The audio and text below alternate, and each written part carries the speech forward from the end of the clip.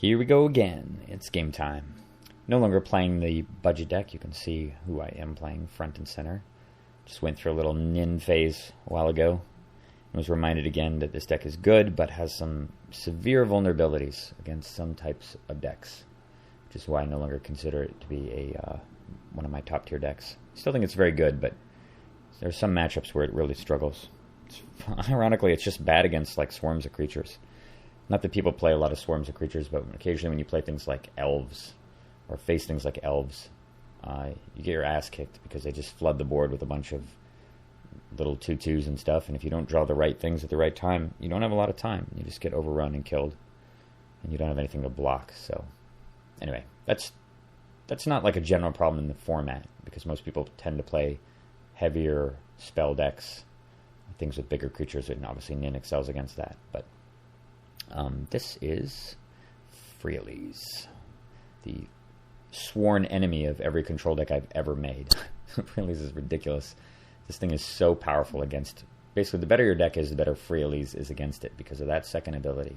Destroy target enchantment or artifact. Having that ability on demand, it's sort of like... it's like having an acidic slime that you can cast every single turn in perpetuity and recast, which is just deadly against decks with lots of artifact ramp. Fortunately, I'm going first. Very keepable draw with a counterspell and an expedition map, which is awesome, so we're going to keep it. No other ramp cards, unfortunately. I've been very impressed by Freyalise in general. I've actually recently put it into my Omnath deck, and have been quite happy with it. It's not in Edric yet, though it may belong in there, too. The card is just so powerful and versatile. Oh, Mana Crypt. Wonderful. Okay. 3 mana. Oh, Croson Grip. Weird. Okay. That's fine. Kind of glad, actually. Didn't know when I was going to be able to actually use that, given that he played a Mana Crypt. I'd probably have to counterspell his turn 2 play anyway. Alright, so I can just put this thing out with impunity. Look at that, I caught up. The fairway. 4 mana. Moldea Channelers. It's one of those RNG elves. It's pretty damn good, though, honestly. I mean, the fact that you can get either a 5/5 for 3 mana, or you get a thing that taps for... What's that guy? The thing from Ice Age. It's a 1/1 Yavimaya Elder, I think it might be called, or something like that. Llanowar Elder, something like that. Llanowar Druid. Anyway, it's a 1/1 for 3 mana, and it taps for 2 green. So this guy's pretty similar, actually, but he has the ability to beat down. He's not just a shitty 1/1 most of the time. Island. Alright. Well, I expect Freyalise completely next turn, so we're just going to sit here on Cryptic Command instead of playing Nin. One nice thing about the Channelers, though, is it does allow you to see the top of your opponent's library. I'm going to get beat for 5 by his 3-drop. And right on schedule is Freyalise, which of course we are Cryptic Commanding. And I'm actually going to bounce the Moldea Channelers as well, with the full intention of countering him next turn. Because if I don't, and he reveals a land on top, he's just going to be able to recast Freyalise next turn anyway and keep this creature out. So I might as well just bounce it. Wasteland. Alright. Well, I can play Nin now since I've got another blue source. I'm not honestly feeling very comfortable here. Yeah, I still got land. I knew he had the Centaur Garden. So here come the Channelers. We're going to counter those for sure, because it's just too much pressure when I have nothing else going on in my hand. Condescend is really timely. That's great. I'm going to strip mine that to get rid of 1 mana source to make the Freyalise a little easier to counter. And he has enough mana. If he didn't have enough land there, he wouldn't have been able to replay the Freyalise, and I would have had an open window potentially to cast Factor Fiction. Unfortunately, that did not happen, so he's recasting his General, which is going to be kept out of play. What do we got here? Grim Monolith, Memory Lapse. Now, they're both very, very useful. Monolith because it's going to fuel potentially Factor Fiction or a bigger Nin activation, and Memory Lapse obviously because it's Memory Lapse. But we're going to get the Monolith first, figuring I can draw it next turn with the Nin if I need to.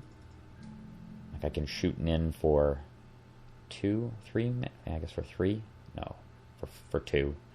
Shoot her for 2 and lapse if need be, and I can also Factor Fiction into it as well. Depending on what happens here, he's got a lot of mana. Another forest. Uh-oh. Vorinclex. Okay. Well, I know Memory Lapse is on top of my deck, and after thinking about it for a while, I decided much rather just cast Factor Fiction here and tap the Monolith, given that if I hit a land in here, I can activate Nin on a subsequent turn for 4. So I'm going to do this instead. Look at all that delicious mana. Nin is so sad to see this, and of course he makes the perfect split, knowing I have no more cards in my hand, and of course I have to lapse, so we just do that as a no-brainer. Still doesn't feel too bad, though, spending 2 mana to counter an 8 mana spell. Island. Alright, naked. What can I do? Hope he casts something besides his Vorinclex, but nope, he does not. There's the Vorinclex. Alright, well, of course, in response, we're just going to have Nin blow herself up for 4. Come on, Days. Would be one of the best dazes of all time. Bribery. Well, that's awesome. And, of course, Jace the Mind Sculptor. Very anti-Vorinclex. That's fantastic, too. Alright. Probably should have played Ancient Tomb here just to reduce the cost of using Jace. Effectively. I only have to tap 2 land. Although, no, I guess that's true, because I have to tap the Thought Vessel anyway. So, yeah, that would make no sense. I would tap 3 land either way and take 2 damage and leave the Thought Vessel untapped, which makes no sense. So it's better to do what I did. So we're going to cast Jace. Haha, take that, Vorinclex. He goes, alright, Vorinclex again. The only thing better than spending 4 mana to unsummon Vorinclex is spending 0.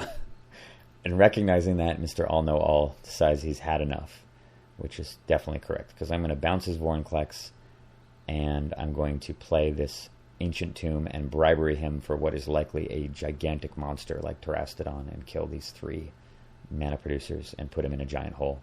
So, yeah, he was a little prescient there, but the writing was on the wall, and glad to have wrapped that game up despite the early mana crypt. Nin doing its thing, and it is very, very good against mid-range decks and decks with lots of heavy spells, just as long as I can dodge all of the green stompy decks and elves and crap like that. Anyway, got more games to record. See you guys soon. Hope you enjoyed that one.